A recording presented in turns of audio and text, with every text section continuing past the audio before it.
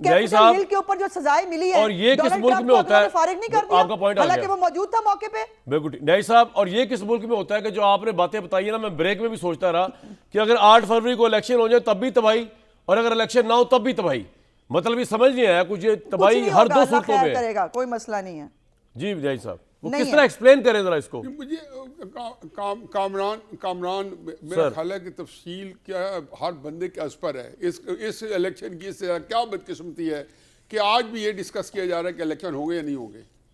चलो आपके लेवल पे नहीं हो रहा, लेकिन एक लेवल पे तो हो रहा है ना कि यहाँ पे, तो इससे ज़्यादा क्या बदकिस्मती है। दूसरी बात यह है कि रोज़ाना जो है तफक्कुरात है, हर चीज़ पर खदशात है, और लगता ही है कि कुछ ना कुछ होने वाला। मैं तो जिसको कहना चाहिए कि जो जिस तरह के लोग मौजूद हैं, फिर जो सूरत हाल ज़मीनी हक़ाइक़ हैं, फिर आप एक सियासी जमात को आपने जो वो क्या कहना चाहिए बदकिस्मत अगस्त 2018 कि आपने उसको उठा के बिठा के पूरे निज़ाम को दरम बरम करके फिर उसके बाद उसको पाला, उससे लॉन्ग मार्चेस करवाई इसी एस्टेब्लिशमेंट ने, और उसको लेके चलते रहे कि ताकि शहबाज शरीफ हुकूमत पे दबाव आए, वो इस्तीफ़ा दे, नया इलेक्शन कराए, निगरान हुकूमत हो, बाजवा साहब जो है ताहयात आर्मी चीफ रहे।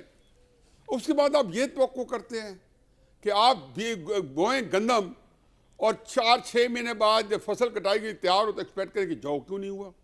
हजूर ये तो कटाई यही साहब, कभी कोई किसी इसका मतलब ये बात तो तय है कि इलेक्शन तक इलेक्शन इमरान खान जेल में और Nawaz Sharif is going to be the prime minister, ये बात तय हो गई है। ये बात है, लेकिन इलेक्शन देखो ना, ऐसे जो इलेक्शन अब कराएंगे ना, तो इलेक्शन को अगर उन्होंने पब्लिक को वोट डलवा दिया तो फिर आप हर तरह की इवेंचुअलिटी के तैयार रहें। मसलन मुझे यकीन जानो कि जो मियाँ साहब के जो बॉडी लैंग्वेज है वाहिद पाकिस्तान का सियासतदान है जो मुझे लगता है, और मैं गलत हूँगा, कि वो ऑफ कलर है। मतलब एक एपैथी है उनके अंदर, एक लगता है कि उनकी अदम दिलचस्पी जिसको कहते हैं इलेक्शन के प्रोसेस में, जो नहीं होगा, लेकिन कम से कम उनके चेहरे के ऊपर वो शासियत नहीं है या गर्मजोशी वाला जो इलेक्शन में किसी सियासतदान के ऊपर होता है। हो सकता है मुकाबला ना फील कर रहे हो किसी से, वन साइड मुकाबला लग रहा हो। क्यों जी भट्टी साहब, क्यों शायद मुकाबले का इशू नहीं है, वो ही नोस के वो समझदार है। ठीक जी भट्टी साहब, वो इसी 4-7-8 दिन पहले उन्होंने बात कही थी और बड़ी पते की बात कही थी। उन्होंने कहा था जी कि हमने अपनी सियासत जो है, उन्होंने कहा जी हम अगर ना संभालते 10 अप्रैल को तो ठीक है बर्बाद हो गया इमरान खान साहब के हाथों। अच्छा, मैंने ये कहा, मैंने कहा मियाँ साहब आप बिल्कुल सही कह रहे हैं, मुल्क बर्बाद हो गया था, लेकिन ये बर्बादी आपके गले में नहीं आनी थी। बार जानते, इमरान खान जानता, मुझे भी तकलीफ होती है पाकिस्तान बर्बाद हो गया है, लेकिन मैं जब पाकिस्तान को बचाने के लिए आऊं, अपने आप को बर्बाद कर बैठूं, मैं ऐसी सर आपका पॉइंट आ गया, शायद आपको नजर नहीं आ रहा, जल्दी 5 सेकंड में। नहीं, नवाज शरीफ साहब, जरदारी साहब, मौलाना साहब इररेलेवेंट हो चुके हैं इस वक्त सियासत, और अगर ये हुकूमत बना लेते हैं तो वो बयानिया लेस हुकूमत होगी, परफॉर्मेंस लेस हुकूमत होगी, मकबूलियत लेस हुकूमत होगी। फ्रेश नजर नहीं आ रहे नवाज शरीफ साहब बॉसों को, क्या हो गया भाई? मेरे एक पॉइंट ले, एक जी न्याय साहब, जी न्याय साहब, नवाज शरीफ साहब बहुत, जी न्याय साहब, जी न्याय साहब, उसमें बात कर लो, उसमें बात कर लो जी उस्मा साहिबा फैसला। बस मैं यही कह रहा हूँ कि देखिए इलेक्शन हमारी कौन सा इलेक्शन है जो किसी ने मंशूर, ठीक है सर, मंशूर जिसमें ना हो जी उस्मा साहिबा, क्विकली 10 सेकंड। मैं कौन सा इलेक्शन जो बयानी और मंशूर बहुत बता देना कि फलां बंदे नवाज साहब, नवाज शरीफ साहब बहुत फ्रेश है, सत्ते खैरा है इस मुल्क को। इमरान खान कोई इंडिस्पेंसिबल टाइप की चीज नहीं है कि वो पॉलिटिक्स में नहीं है। मैं आपको जाते जाते एक बात बता दूं, अपनी जिम्मेदारी पूरी करूं कि मेरे सामने खबर आई कि भारत में बढ़ते हुए मालियाती जराइम जो है ना, वो खित्ते के लिए तो खतरा है, लेकिन फेटफ वालों को भी देखना चाहिए इस पर, क्योंकि अभी फेटफ में बैठना है।